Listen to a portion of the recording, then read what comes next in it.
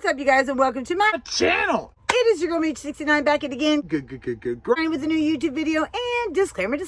No disclaimer, really. We're not smoking in this video. We are going to be talking about something. So, what's up? Welcome to my channel. My name is Meechy Michelle, Meechy69. Uploaded on Mondays, Wednesdays, randomly on other days. I do crappy comedy, review, and smoke tons of cannabis because I'm a medical cannabis patient here in Florida. Also building a shipping container home. So if any of that's your bag, subscribe, assist to my channel. Assist if you're new here, welcome. If you're old here, welcome back. If you're a hater, welcome. Rhythm is gonna get you. So, I wanted to actually talk to you guys about my medical cannabis journey, why I became a medical cannabis patient, and my addiction, kind of about like my addiction story. So we're going to talk about my raging drug addiction I had at one point, and we're going to talk about how medical cannabis changed all that. So without further ado, let's get into it. So since I was like young, always partied. I smoked, I dropped acid, mushrooms. And then when I started getting older, I started trying like Xanax and stuff like that. But I really didn't start getting into, like, I did ecstasy and stuff like that. But I really didn't start getting into pills until like later on, like in my late 20s, 30s. And then I got into a car accident and hit jackpot. So I was going to my doctor. I was getting a ridiculous amount of pills. I'm in Florida, so that's when the pill mills were going on.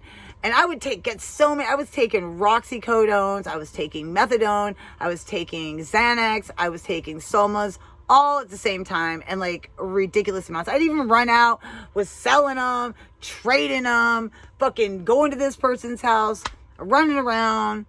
I never really got in trouble for that. I know I did have my house raided one time. If you're going back, like, look, I did have like my house got raided story, but it was for weed back in the day. I wasn't there. Pretty much, I thought I had a pass, right? You know, I'm prescribed pills. Like, that's me, right? I'm prescribed them. It's cool that I'm falling asleep in plates of spaghetti. You know, no, wasn't. Can't handle them. You know, fast forward. Luckily, you know, I was quite the functioning addict. I will say that I always worked.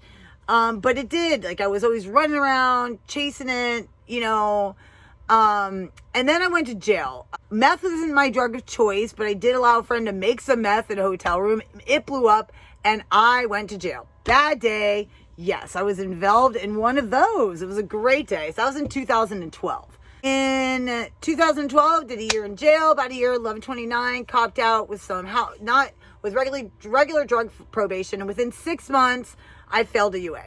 So they put me in rehab, 6 months, completed, come out, started using. But I was put on house arrest. But was I on house arrest yet then? No.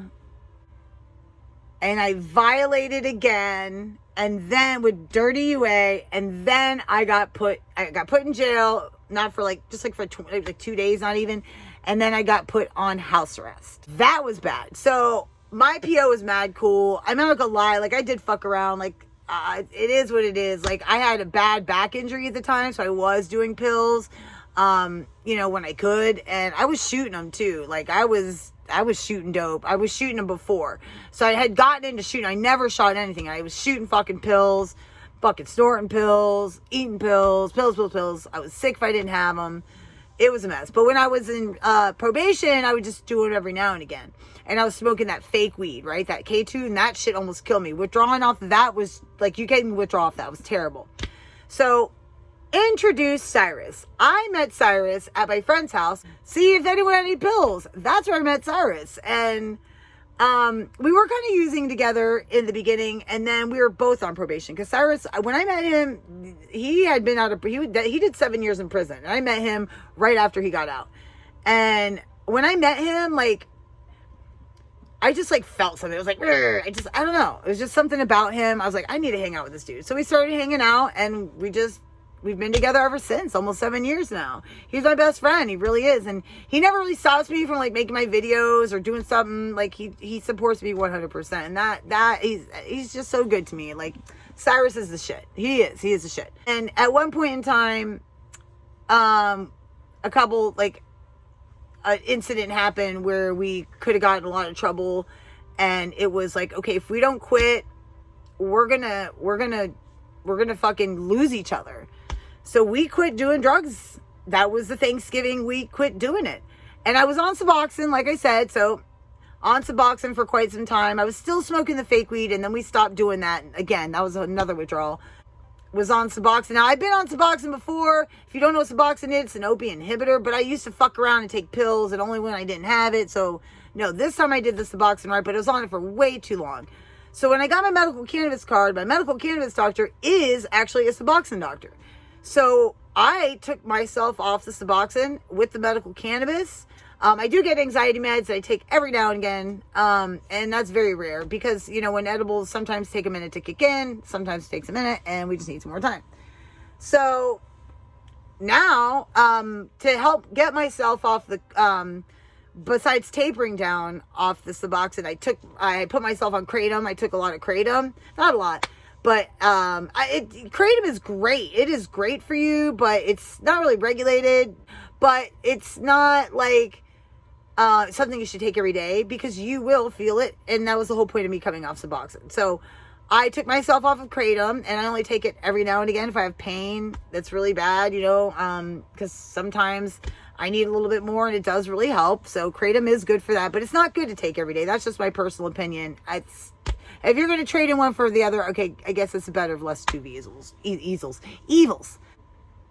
Yeah, so right now, I'm on it. I'm clean. I'm on a hell of a lot of edibles today. You know, I ain't going to tell you, I'm California sober.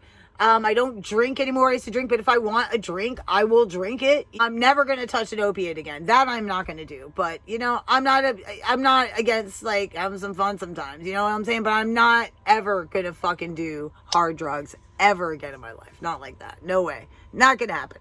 Not going to happen. I mean, you never know.